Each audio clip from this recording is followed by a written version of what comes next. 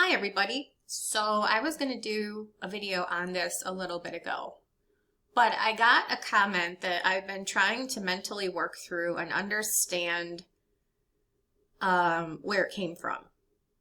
I understand that there are a lot of people who study different parts of the Bible. There are some people who don't study it and they just listen to other people.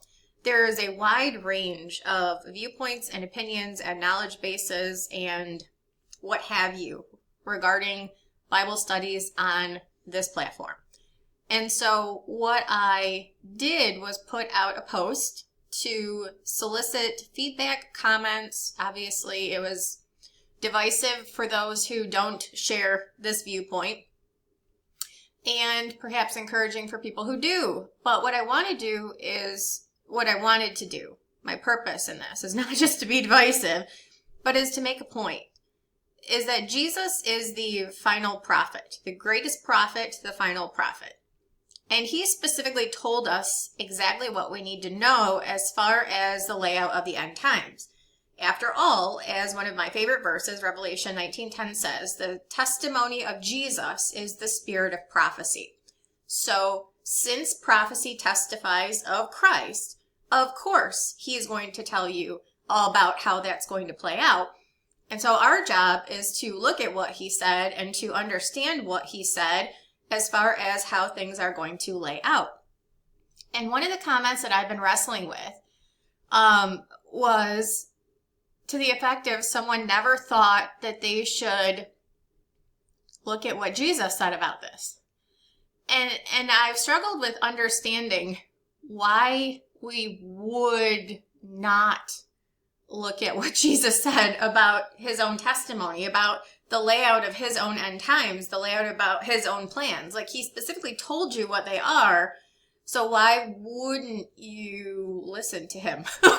And so I was puzzled by that. I'm still confused by that. And it's taking me a minute to move past that because I struggle to understand what people are researching or learning about if they're not learning about what Jesus said about his own plans. So first and foremost, and perhaps that's an issue, a stumbling block that we need to get through, is Jesus actually did tell you specifically what his plans are. And so you'd want to start with him since he's the one coming back. Since he's the one doing all of these things, you'd want to check with him to see what he's telling you about what his plans are, because he's going to be your best resource. And that's what we would refer to as red letter words in, like my King James has red letter words. But in the Gospels and in the 7 letters to the 7 churches, which are Revelation 2 and 3, is Jesus's epistles to those 7 churches, like Paul wrote epistles to specific churches in specific cities. That's what Revelation 2 and 3 are, is Jesus's epistles to 7 churches. So in the Gospels, you've got red letters, and in Revelation, you've got red letters. And I realize that there's a camp of people who say Paul is our apostle. So Romans through Philemon are the only books that relate to the church. And I suppose if you take that viewpoint, then you wouldn't care about the red letters. You wouldn't even study the red letters. And yet, it is in those red letters where Jesus tells you specifically what his plans are and how those plans are going to unfold. And so, you kind of need to know what they are. And you kind of need to go get it, for lack of a better phraseology, straight from the horse's mouth. It's like, if they're regarding him, then let him tell you what his plans are. Because they involve him. He's specifically telling you what he's going to do ahead of time. That's what prophecy is. It's based in God's foreknowledge. Well, Jesus is God. So he's specifically telling you what he's going to do and how he's going to do it. So yes, you definitely want to pay attention to that. And yes, that information is available. So again, I struggle to comprehend what we're studying if we're not studying Jesus' own words, because from the person who's going to bring these things about, he's telling you exactly how he's going to do that and when and the order of operations and things like that. So clearly you're going to need to know what he's saying about this stuff. So that's a starting point, is if you haven't done that, please go do that. Please pay attention to what he's saying about his intentions.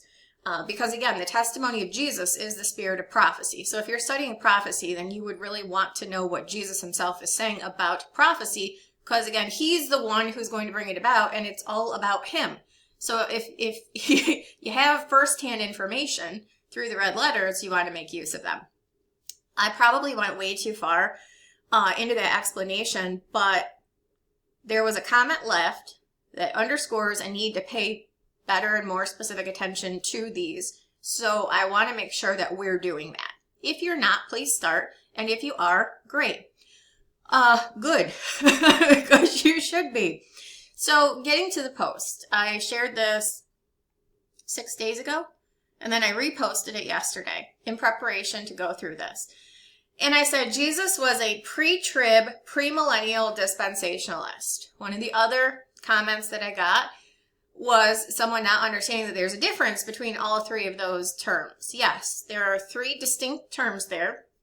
Pre-trib is going to be the fact that there is a rapture, which is it is a catching up of a group of people at a specific point in time, living and dead believers in Jesus Christ, changed and taken to heaven. At least most people who believe in the rapture believe you'll be taken to heaven. Some people don't. But most people who believe in the rapture believe that you're relocated from earth to heaven and changed to glory in the process, or some combination of those things. Some people put it at different times.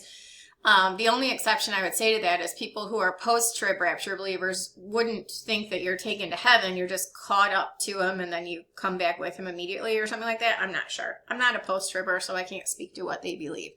But generally speaking, when you're talking about the pre-trib rapture, you're talking about a singular event which corporately combines living and dead believers in Jesus Christ, catches them up, changes them to glory, and relocates them physically from earth to heaven to bypass the events of the 7-year, what people call tribulation, but we call here Daniel's 70th week. So that is what that is.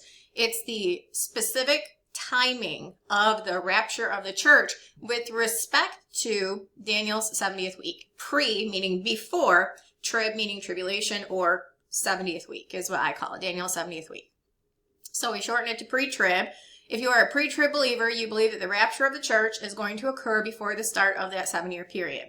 If you are premillennial, then you believe that the kingdom, the second coming of Jesus, precedes the kingdom, and that kingdom has not yet come. Here is just a very, very easy Google search of the term premillennialism. Premillennialism is a Christian eschatological belief that Jesus Christ will return to earth, his second coming, before the millennium, a literal 1,000-year reign of peace and prosperity on earth. Yep, that's what we believe, because taking the book of Revelation, the sequence of events literally, Jesus returns at the second coming, literally, in Revelation 19, and literally sets up a 1,000-year kingdom in Revelation 20. So that's what premillennial means. It doesn't mean that Jesus already came back, because he didn't. It doesn't mean that the kingdom is through believers and the kingdom is within all of us. No, we are within the kingdom. The kingdom is not within all of us. That would be like amillennialism or something like that. And I don't even know what all of the different beliefs are. And I don't care. Premillennial is what Revelation teaches in chapters 19 and 20 with the sequence of events given. And so my statement regarding premillennialism, and we'll get to dispensationalism in a minute, but I said Jesus, always put kingdom in future and said the coming of it would correlate to the end of the world and his second coming. Correct. That's premillennialism. The coming of Jesus, again, is in Revelation 19, and the establishment of his 1,000-year reign is in the next chapter in Revelation 20. All that occurs in between the institution of the kingdom and his second coming is the throwing of the beast and the false prophet into the lake of fire, the treading of the winepress, which is stomping on the evil people, binding Satan for 1,000 years, and resurrecting all of the trib saints and martyrs, and then they're going to rule and reign with Christ alongside us for that literal 1,000-year period. That's it.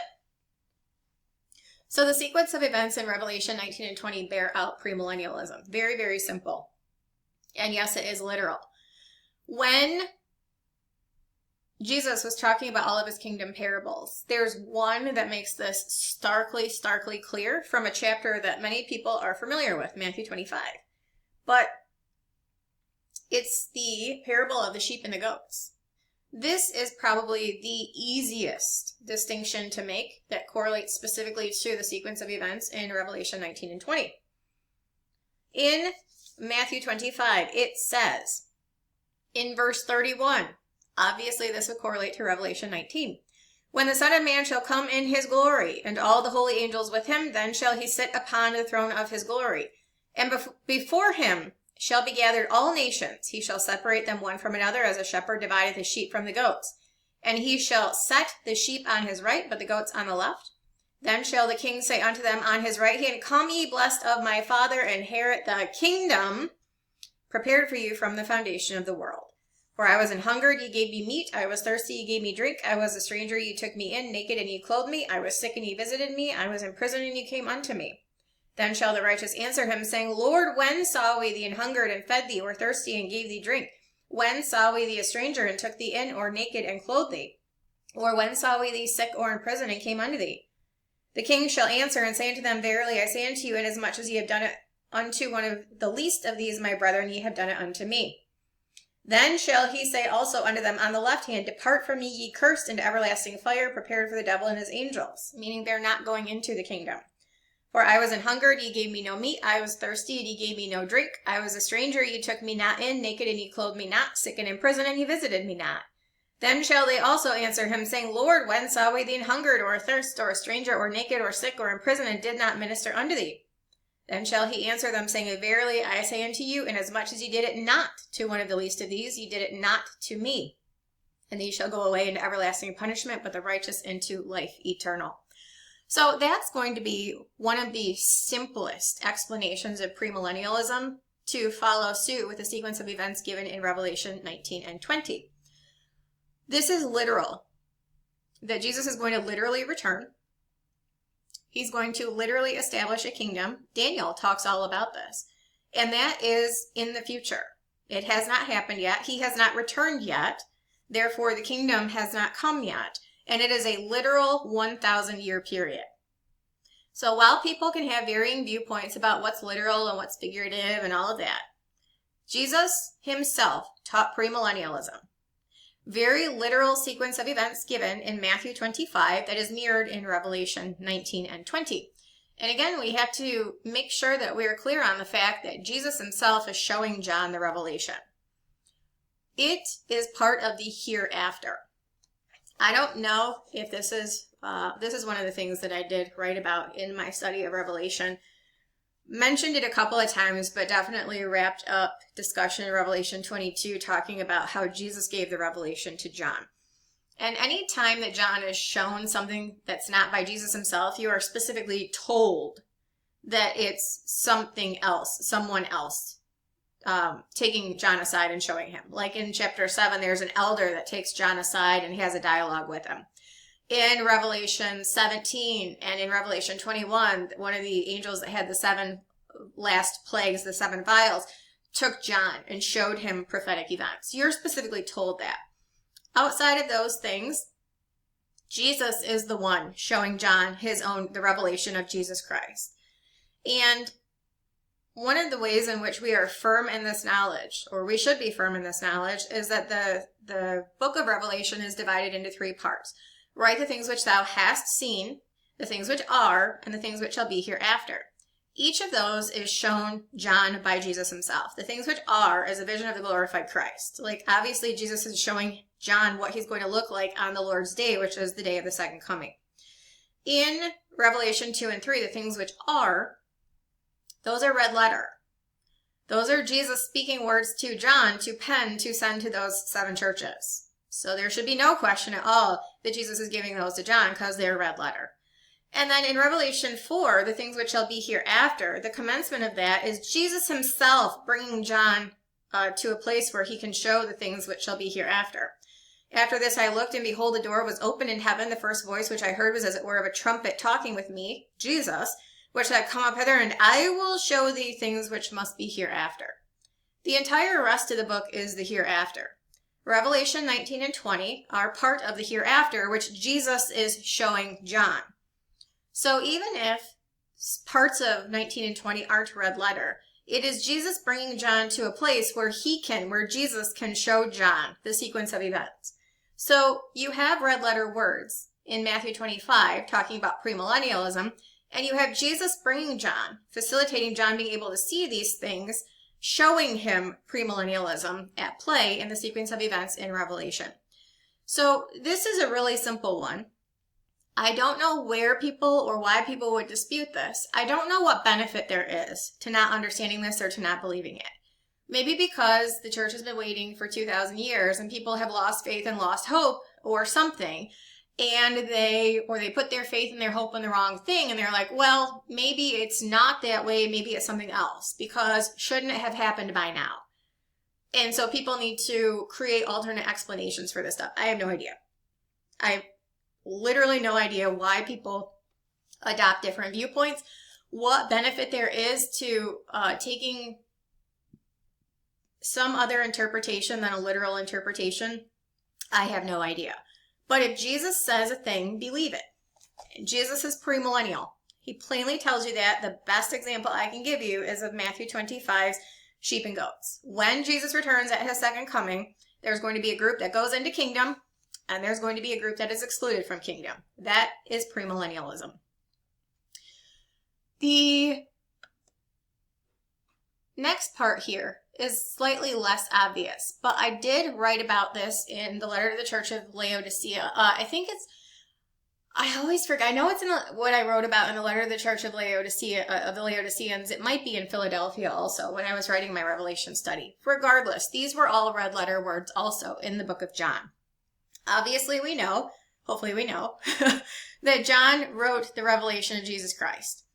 John also wrote 4 other books of the Bible. The Gospel of John, 1 John 1, 1 John 2, and 1 John 3. No. 1 John, 2 John, 3 John. Like, as I'm saying that, I know it's wrong. So John wrote 5 books of the Bible. The Gospel of John, 1, 2, 3 John, and Revelation. What we should understand is that there is going to be a similarity between all of those books. So when we get to the book of Revelation, we're going to see things that John already presented in a similar manner show up again. And this is one of the things that I made very, very clear when I was going through, I think it was both the letter to the church in Philadelphia and the letter to the church of the Laodiceans, but I know for sure it was in the letter to the church of the Laodiceans, is that there is imagery in that, behold, I stand at the door and knock. If any man hear my voice and open unto me, I will come into him and sup with him and he with me. Jesus was a Jew. Hopefully we know that. Jesus was Galilean. There is a typology that John writes into his gospel of John, the Gospel of John. And these are all red letter explanations given by Jesus to explain the different facets of this Galilean wedding, this ancient Jewish wedding ceremony typology that again presents itself in the letter to the church of the Laodiceans. The old covenant was a marriage covenant between God and Israel. The new covenant is a marriage covenant between Christ and whoever comes to Christ. The old covenant was given to Israel to look forward to the time when Christ would come. It was given to all of Israel a period of time later, about 400 years later.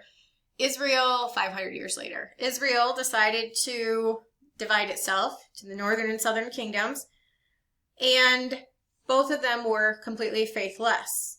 God gave a bill of divorce to the northern house of Israel. He did not give a bill of divorce to the southern kingdom, the house of Judah. And prophesied through Jeremiah that there would come a time in the future where God would bring both houses, he would unite them again and bring them both into a new covenant. Behold, the days come, saith the Lord, when I will make a new covenant with the house of Israel and with the house of Judah. Not according to the covenant that I made with their fathers when I brought them by the hand to bring them out of the land of Egypt, which my covenant they break, although I was an husband unto them. But in those days, I will make a new covenant. I will write the law in their inward parts, write it in their hearts. They will be to me a people. I will be to them a God. They shall teach no more every man his neighbor, saying, know the Lord, for they will all know me. I will forgive their iniquities, remember their sins no more. So there will come a point when Israel will be brought into new covenant relationship. But the time when Israel had an opportunity to go into the kingdom during his first coming, they rejected him, which obviously God foreknew, because there's a whole bunch of prophecies about that in the Old Testament, and there's a whole bunch of prophecies in the Old Testament about his second coming. So this was all based on God's foreknowledge. Still, they had the opportunity to accept him and go into kingdom at triumphal entry on Palm Sunday. He simply foreknew they were not going to choose him. And so there are other prophecies besides, which talk about second coming and kingdom and all of that stuff. But when Jesus was rejected on Palm Sunday, in the aftermath of that, Jesus cursed the fig tree for not bearing fruit. Fig tree, representative of national Israel, for not bearing fruit. Faith, the time for faith had not yet come in Israel. Fruit is akin to faith. He cast blindness over them for not knowing the timing of their visitation, save for a remnant according to the election of grace. The rest are blinded. He prophesied 70 AD in the aftermath. They would lose their city and their temple, and they would be spread among the nations until just very recently. And then he delayed the kingdom. Matthew 21. Did you never read in the scriptures, the stone which the builders rejected, the same is made the head of the corner. It is the Lord's doing. It is marvelous in our eyes. Therefore I say unto you, the kingdom of God shall be taken from you and given to a nation bringing forth the fruit thereof. And 4 days later, after those things occurred, actually technically 3 days later, because all of those curses and prophecies were given on Nisan 11, on Nisan 14, he went to the cross. Cessation through fulfillment. Jesus put away the works of the old covenant. It's done and gone. Does not apply anymore. No one has an old covenant marriage relationship with Christ anymore. Christ is the end of the law. So Jesus fulfilled it and put it away. Through that same death and shed blood on the cross, Jesus instituted the new covenant and invited everyone to participate. Not just Jews, but everyone. This is what we say, that there's the mystery, the dispensation, the grace of God given to Gentiles. That was revealed as a mystery by Paul because grace was not extended to Gentiles under Old Covenant. The Old Covenant was a marriage covenant between God and Israel. So Jesus put it away and invited everyone into covenant relationship with him. This is the new covenant. Israel corporately will come to saving faith in Christ at a point in the future. But in the interim, new covenant relationship is available to everyone by grace through faith. Because we understand that the new covenant is a marriage covenant between Christ and everyone who comes to him, we understand that there is a typology in place, especially based on the letter of the Church of the Laodiceans, which John writes about. Jesus, red letters, remember red letters. He said, behold, I stand at the door and knock. If any man hear my voice and open unto me, I will come into him and sup with him and he with me. That's ancient Jewish wedding ceremony. That's Galilean wedding typology. The bridegroom goes to the home of his intended bride, who he wants to covenant with, who he wants to marry, and with the terms of the covenant in hand, called the ketubah. This includes the price that he's willing to pay for her hand in marriage, called the bride price. This is what Jesus agreed to pay on the cross. His death and shed blood for the remission of sin. The bride price is Jesus' shed blood. And this is what Jesus talks about in John 3.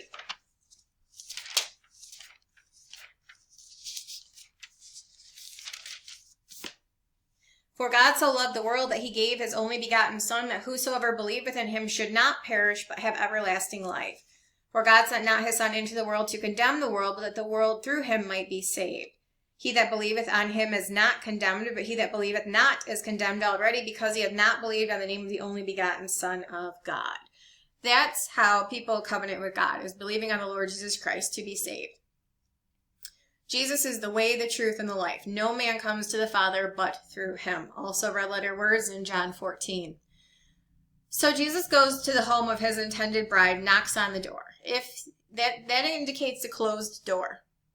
In the letter to the church of Philadelphia, which is kind of a mirror in some ways to the letter to the church of the Laodiceans, you have an open door, closed door conversation. He has the keys of David, he that openeth and no man shutteth, and shutteth that no man openeth. You're talking about the keys to the kingdom. The keys to the kingdom. And the only way into the kingdom is through the open door. So if Jesus says, behold, I stand at the door and knock, you're talking about a closed door. John 10, Jesus talks about being the door.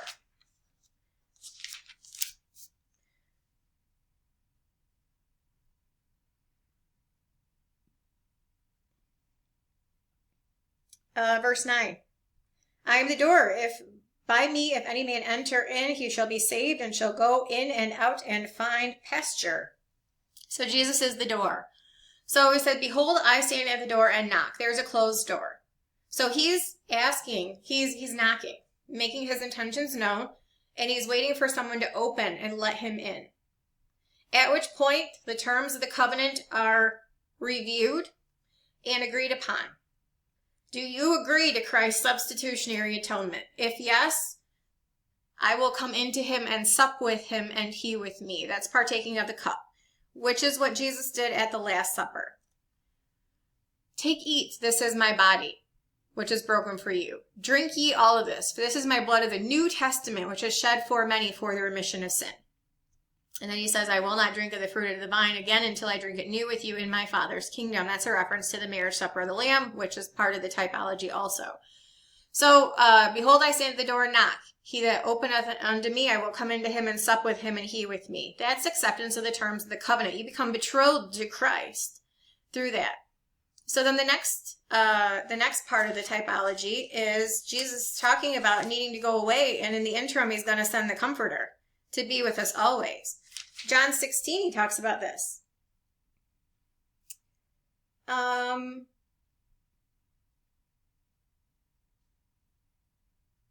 Nevertheless, I tell you the truth, it is expedient for you that I go away. For if I go not away, the Comforter will not come unto you.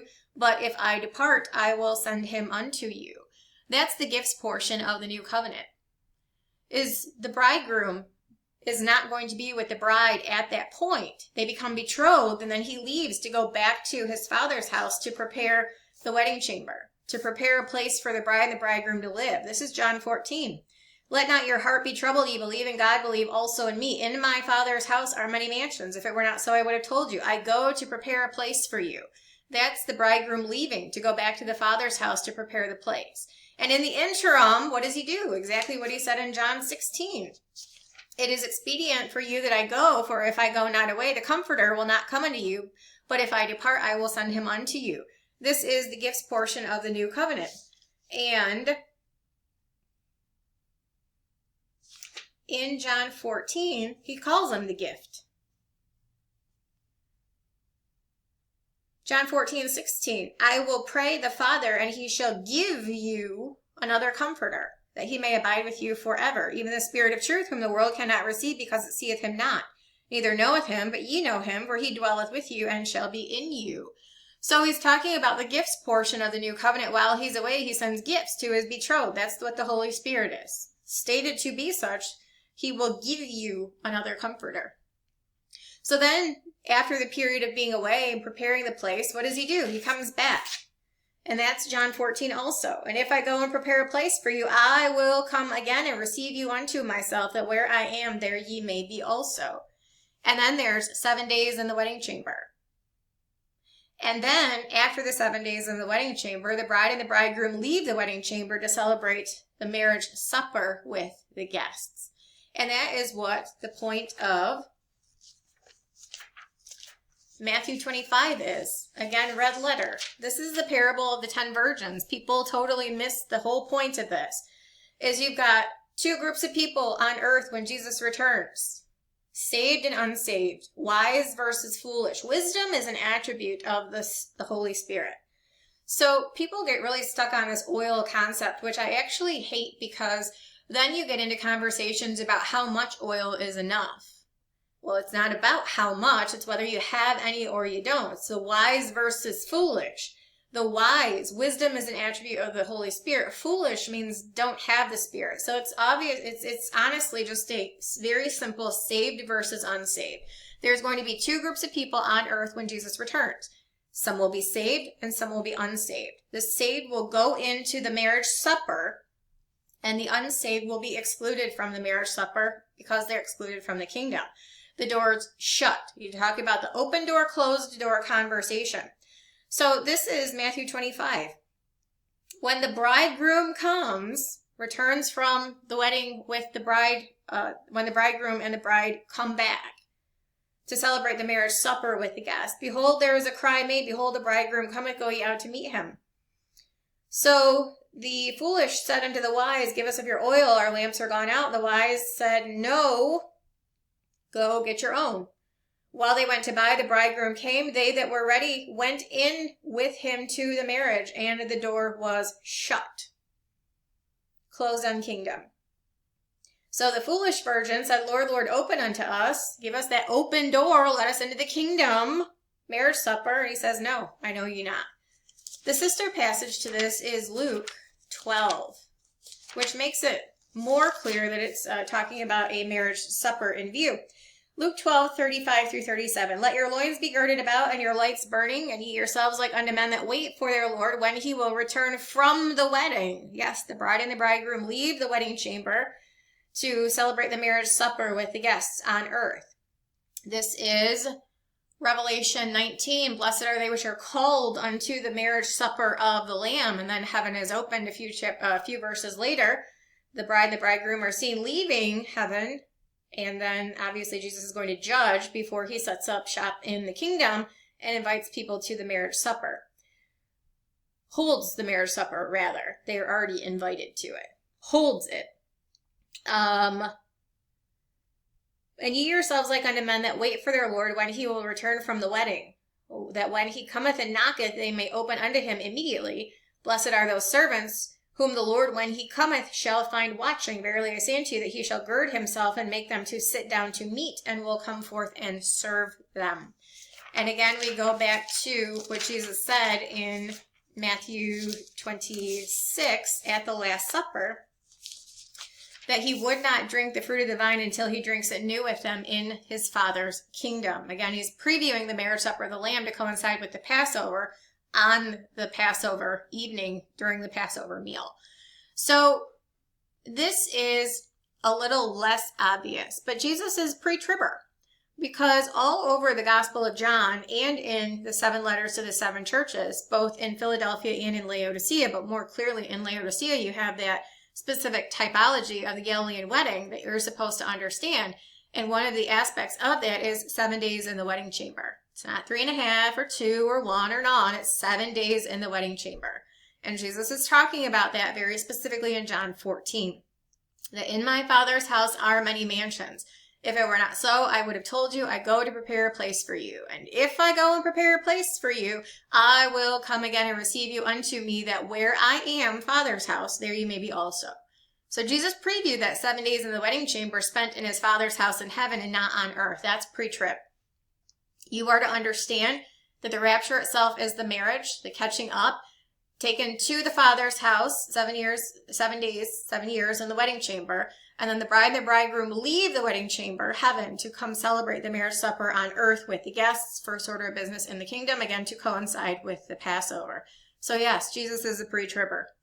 And he's telling you that you should be too, because if he's telling you how it's going to go, believe him. And then we get to this one. It's probably my favorite part of this conversation. And I got a comment about this, that there was someone who didn't understand this statement. And to be honest, there's probably a lot of people who don't understand the importance of this statement, which is why pointing this out is so much fun, because this actually lends back to Daniel. The term many is not a quantity unless it's many is an adjective describing like many people or many things or many days. But when it's just left as a noun, that's actually a reference to a very specific group of people. When Jesus is making these references in the Gospels, he is picking up on language that Daniel used. Daniel did the same thing. And I actually have a post and a video, I don't know what the video is off the top of my head, where I go through this and I actually show you all of the references in the book of Daniel and in the book of Matthew to show you where he's talking about Israel, many, versus quantity, and it becomes very clear. And when you understand that this is a reference to Israel, the Jewish people specifically, it clarifies a lot of context. And so what I'm going to do here is take you through this understanding for the next little bit that I have of this video to help you understand that what Jesus is talking about here is at the heart of dispensationalism. He said, many who are first shall be last, and the last shall be first. This is talking about gospel presentations. The gospel was presented to Israel first, the many, the Jewish people. Jesus came to the Jews for the express purpose of offering kingdom to the Jews, and they rejected it. They are going to get there, but only a remnant of them, and they will get there at the very end in Revelation 19, when the kingdom comes to earth. He tried to give it to them on earth once. They rejected it. He delayed it to a second coming, and in the interim, he invited a whole bunch of other people to participate under new covenant. And it is those people, this is the heart of Matthew 21. Did you never read in the scriptures, the stone which the builders rejected, the many who are first? The stone which the builders rejected, the same is made the head of the corner. It is the Lord's doing, it is marvelous in our eyes. Therefore I say unto you, the kingdom shall be taken from you. So you'll get there, but you'll get there last. And you're going to have to go through a bunch of crap before you get there. Kingdom shall be taken from you and given to a nation bringing forth the fruits thereof. So there's a second offering of the kingdom, or an offering of the kingdom to a different group of people. The Jews were offered kingdom and they rejected it. So it was taken off of the table, delayed to a second coming, blindness was cast in the interim. And Jesus said, fine, I'm going to turn my attention to people who actually want me. Went to the cross 4 days later, shut up the old covenant, instituted the new, and invited Gentiles to participate. The last group to whom kingdom is offered is going to get there first. This is the difference between Revelation 4, the people who are in the throne room in Revelation 4, and in Revelation 19. Many who are first Israel shall be last, talking about order of kingdom entrance. And the last group to whom the kingdom was offered will get there first. Again, this is the difference between Revelation 4 and Revelation 19. The Jews, the remnant of Israel, are seen saved, coming to saving faith in Revelation 19. But co-equal Jews and Gentiles under the dispensation of the grace of God, rapture of the church, Revelation 4. So, I'm going to show you this in the book of Daniel. I just searched for the term many. And we're going to show you the difference in the two options you have. You're talking about many as a noun, referring to Israel, to the Jewish people. And many as an adjective, talking about a number of some other thing.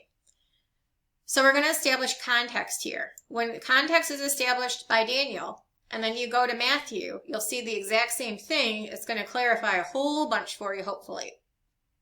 So many. Daniel 2, many great gifts. That's a quantity of great gifts. Okay? Daniel 8:25. This is talking about the beast. Through his policy also he shall cause craft to prosper in his hand. He shall magnify himself in his heart. That is the abomination of desolation, midpoint of Daniel's 70th week. By peace he shall destroy many. Yet peace with him through worshiping him as image or receiving his mark. And obviously we know that leads to instant eternal torment, irredeemability. So by peace, by saying if you do this, then I won't kill you, he shall destroy people. And that's talking about many. That's talking about the Jewish population who stays behind. Specifically what Jesus talks about in Matthew 24. Talking about if there weren't a flight of the remnant, there shall arise false Christs and false prophets, in so much if it were possible, they should deceive the very elect. But it won't be possible because there's a flight of the remnant. And if they don't flee, then everyone would die. There should no flesh be saved, but for the elect's sake, those days shall be shortened by the flight out of Jerusalem. So this is tied to midpoint events in Matthew 25, 15 through, say, 24. Matthew 24, 15 through 24. And then it's also, we know it's talking about the beast midpoint of the 70th week, because it's talking about the end of the 70th week. He shall also stand up against the prince of princes, but he shall be broken without hand. That's Revelation 19. And yes, by the sword which proceeds out of Jesus' mouth, he's broken. Continuing on, next verse, this is talking about many days. So that's a quantity of days. And then Daniel 9:27, he shall confirm the covenant with the Jewish people for 1 week. Many is a noun, with many. It's the object of the prepositional phrase, which makes it a noun. For 1 week. So, this is the Jewish people. This is, for the life of me, why I cannot understand, and maybe because people don't understand what many means. They think it's like with a lot of nations or a lot of different people or whatever. No, it's a reference to the Jewish people. There will come someone from Israel to Israel for the express purpose of leading Israel down a path of very bad things that lead to even worse judgment. And eventually the remnant of Israel will be saved because Jesus is going to preserve and protect them, because such is the grace of God. He, the one who comes in the place of Christ, shall confirm the covenant, the Mosaic covenant, with Israel, the Jewish people, for a period of 7 years. It's not that the covenant is a 7-year covenant. It's that that's how many weeks of years are outstanding in the prophecy. And you are to understand that the covenant confirmation of Daniel 9:27, which is reinstitution of the sacrificial system, a return to the temple, all of that stuff. It's the Mosaic statute reinstituted. Is going to be for a period of, it's going to lead to the resumption of the 70 weeks prophecy that has 1 outstanding week of years, but obviously they're only going to get 3.5 out of it before a bunch of bad stuff happens, which is what the next part of this verse says. Continuing on, Daniel 10, many days. Daniel 11, many 10,000s. Daniel 11, there's a few references to many, and this talking about the Jewish people. Antiochus Epiphanes, that's going to be like Greek Empire stuff related to those verses.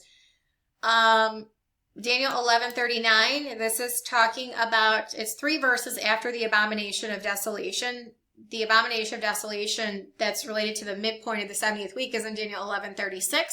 Thus shall he do in the most strongholds with a strange God, whom he shall acknowledge and increase with glory. He shall cause them to rule over many, the Jewish people, and shall divide the land for gain. There will be a division of the land of Israel, but it's midpoint of the 70th week, not beginning of the 70th week. And continuing on, many ships, many countries. Utterly take away many, that's going to be a reference to the Jewish people. This is a resurrection of the Old Testament Jewish people. Daniel 12:2, many of them that sleep in the dust of the earth shall awake. That's a reference to the resurrection of the OT saints. Jewish people. Jewish people in Daniel 12:3, they that shall be wise shall shine as the brightness of the firmament, and they that turn many Jewish people to righteousness as the stars forever and ever. This is also in Daniel 12:4 talking about the Jewish people, specifically midpoint of the 70th week and after the remnant has been spared, preserved, protected by God in the wilderness. They're going to wonder what the heck is going on. But thou, O Daniel, shut up the word, seal the book, even to the time of the end. Many Jewish people shall run to and fro, and knowledge shall be increased. That is not a reference to us, folks, or this time period. And Daniel 12:10, many shall be purified. Jewish people. Zechariah 13 talks about this. Refine them as silver is refined. We'll try them as gold is tried. I will call my name, and they will call my name, and I will hear them. They shall say, it is my people, and I will say, they will say, the Lord is my God. That talks about the trying times of the 70th week upon the Jewish people. Many Jewish people shall be purified, made white, and tried. But the wicked shall do wickedly, and none of the wicked shall understand, but the wise shall understand. So we have a baseline understanding from Daniel that Jesus takes over into the book of Matthew. And I'm going to speed through this. For the purpose of finishing this video within the hour that this program will let me talk, and I'm already at about 45 minutes, so I got to go through this fast. But I want to help you understand the baseline that was established by Daniel that Jesus is pulling from in the Gospels, and specifically in the book of Matthew is where I like to go with this. So Matthew 3 is many of the Pharisees. That's going to be a reference to Pharisees and Sadducees. This is interesting. A lot of people obviously get this wrong, but it's going to be talking to the Jewish people about the Jewish people. Remember that Jesus' ministry was solely and exclusively to the Jews. Until such a point as Jesus went to the cross and died in payment for sins under the old covenant, shut it up, and instituted the new with that same death and shed blood on the cross. None of Jesus' ministry at all was for the church or the Gentiles or the dispensation of the grace of God. Every single thing that we're going to be going through is to and for the Jews, because that is who Jesus ministered to. I know that there are a lot of people who just like to make everything about us. It is not. Hard as it is to believe, it is not. So enter ye in at the strait gate, for the gate is wide and broad is the way that leadeth to destruction. Many Jewish people there be which go therein at. Jewish people. Matthew 7, many Jewish people will say to me in that day, Lord, Lord, have we not prophesied in thy name, and in thy name cast out devils, and in thy name done many wonderful works? Well, many wonderful works, that's a quantity of works. But this here is a reference to Jewish people. Matthew 8, this is talking about Jewish people in the kingdom. I say unto you that many Jewish people shall come from the east and the west, and shall sit down with Abraham and Isaac and Jacob in the kingdom of heaven. This is going to be a reference to Jewish people, also a lot of people that had devils. Matthew 8, when the even was come, they brought unto him many that were possessed with devils. So it's going to talk about a lot of people that had possession, and also Israel, Jewish people, because that's who his ministry was to. Matthew 8:30, many swine feeding, so that's going to be a quantity of swine. Matthew 9, many publicans and sinners, so that's a quantity of those people. Matthew 10, it's going to be a many sparrows, so that's a quantity of sparrows. Matthew 13:3, he spake many things unto them in parables, so that's going to be a quantity of things he spake in parables. Matthew 13:17, many prophets and righteous men, so that's a quantity of prophets and righteous men. Matthew 13, and he did not many mighty works because of their unbelief, so that's a quantity of mighty works. Matthew 14, and besought him that they might only touch the hem of his garment, and as many as were touched were made perfectly whole. So that's going to be Jewish people also, but it's also a quantity of people that touched him. Matthew 15, the great multitudes came unto him, having with them those that were lame, blind, dumb, maimed, and many others. So that's the type of people who came to him, many others besides those, so that's a quantity. And Matthew 15, many loaves, that's a quantity, obviously. Many baskets, Matthew 16, many baskets, many things. I'm just speeding through here now. You can look this up yourself. But here we come to the verse that we're actually talking about in regard to dispensationalism. Matthew 19:30, but many that are first shall be last, and the last shall be first. And this is going to be similar reference here in Matthew 20, verse 16. So the last shall be first, and the first last. For many Jewish people be called, but few are chosen. And then I lost my place, so I had to go find it again. We already kind of talked about this next reference a little bit. Matthew 22, talking about wedding guests, talking about wedding bride and bridegroom returning from the 7 days in the wedding chamber to celebrate the marriage supper with the guests. It's very clear in Matthew 22 that the Jews, the many Jewish people, are guests. They're not the bride. They are in this capacity that Jesus is talking about. And in regard to the order they enter the kingdom, they are the many being last. And they're going to be guests, not participating in the ceremony, but simply observant of the ceremony, observers of the ceremony. But Matthew 22, go ye therefore into the highways, as many as ye shall find, bid them to the marriage. Jewish people. So those servants went out to the highways, gathered together as many as they found, both good and bad. The wedding was furnished with guests. For many are called, but few are chosen. And this is going to be a reference to kingdom presentation. I'm actually going to end by reading this because I think that this is probably the best to show you the relationship of the word many being last and the last being first. So Matthew 22, let's just go there. Matthew 22. Jesus answered and spake unto them again by parables and said, The kingdom of heaven is like unto a certain king which made a marriage for his son. He sent forth the servants to call them that were bidden to the wedding, and they would not come. Jews, the first time. Remember? The stone that the builders rejected, the same as made the head of the corner. So he took the kingdom off the table, delayed it to a second coming, cast blindness over them, and invited a whole different group of people to participate, to come to him, to be betrothed to him under new covenant, which is dispensation of the grace of God and co-equality extended to Jews and Gentiles. Again, he sent forth other servants, saying, Tell them which were bidden, behold, I have prepared my dinner. That's a reference to the marriage supper. My oxen and fatlings are killed, and all things are ready. Come into the marriage.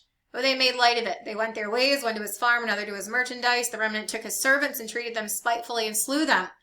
When the king heard thereof, he was wroth. He sent forth his armies, destroyed those murderers, and burned up their city. That's exactly what Jesus prophesied. 70 AD is a recompense because Israel did not believe in him. They rejected him. 70 AD, that's exactly what that's a reference to. Prophesied the destruction of their city and their temple and the diaspora that would take them out of their country, out of their place for a long, long time, almost 2,000 years. They said to his servants, The wedding is ready, but they which were bidden were not worthy. Go ye therefore into the highways, as many as ye should find, bid to the marriage. So the servants went out into the highways, gathered together as many as they found, both good and bad, and the wedding was furnished with guests. So he gave them an opportunity to go into kingdom, and they rejected it. So he took it off of the table, said, Fine, go invite other people who actually want to come. But they're going to be guests. They're going to be guests. When the king came in to see the guests, he saw there was a man which had not on a wedding garment. He said, Friend, how camest thou not in hither, having a wedding garment, and not having a wedding garment? He was speechless. Then the king sent the king to the servants, Bind him hand and foot, take him away, cast him into outer darkness. There's weeping and gnashing of teeth. Many are called, but few are chosen. So the people who actually get to be married to Christ are those who believe in the Lord Jesus Christ during the present dispensation. The rapture of the church is the marriage. Many were called, and they rejected him. So few are chosen. And they're the ones who get to marry Jesus under new covenant. The rapture of the church is the marriage. And they get to spend the 7 days in the wedding chamber, after which the bride and the bridegroom leave the wedding chamber to go celebrate the marriage supper with the guests. And when Jesus returns, they will be guests at the wedding supper, as we went through in Matthew 25. So going back to this post, he said, Many who are first shall be last. That's talking about order of operations and kingdom entry. It was offered to the Jews first. They rejected it. So he took it off of the table, delayed it to a second coming, and invited Gentiles to participate. They will get there first. Revelation 4. And the Jews, who were offered the kingdom first, will get there last. And they are seen doing so in Revelation 19. The Lamb's wife hath made herself ready. To her was granted that she should be arrayed in fine linen, clean and white, for fine linen is the righteousness of the saints. The Lamb's wife is a reference to Israel under Old Covenant, who is now coming into New Covenant. So, I'm almost out of time for this video, but I wanted to go through why I made this post. Jesus was a pre-trib, premillennial dispensationalist. The kingdom, premillennialism. He always put kingdom in future and said the coming of it would correlate to the end of the world and his second coming. Clearly, neither of those things have happened yet, regardless of whether who might say they have. A very literal interpretation, Matthew 25, the judgment of the sheep and the goats, is again probably the most concise way of showing that in parallel to the sequence of events in Revelation 19 and 20. The 7 days in the wedding chamber is typology that's spoken by Jesus himself in the letter of the church to the Laodiceans, and when you back up through the Gospel of John, you see all of the components of that laid out in red letters by Jesus' words himself. And Jesus, picking up on lingo from Daniel, talks about many, as in Jewish people, who were offered kingdom first and they rejected it. So it was delayed to a second coming, and in the interim, other groups of people, another group of people who had not previously been invited to covenant with God, was invited to covenant with God through the new covenant after his death on the cross. And they shall get there first, get to the kingdom first. The first group to whom the kingdom was offered will get there, but they will get there last. And again, that's the difference between Revelation 4 and Revelation 19. Both are representative of kingdom presentations, and that is dispensationalism. So hopefully that has clarified any points that people were unclear on. But please, please understand that Jesus spoke of all of those things, and we should take him at his word literally. Jesus is the one who gave us the prophecy, which is his foreknowledge of things he's planning to do and how he's planning to accomplish them. So if he's telling you, believe him.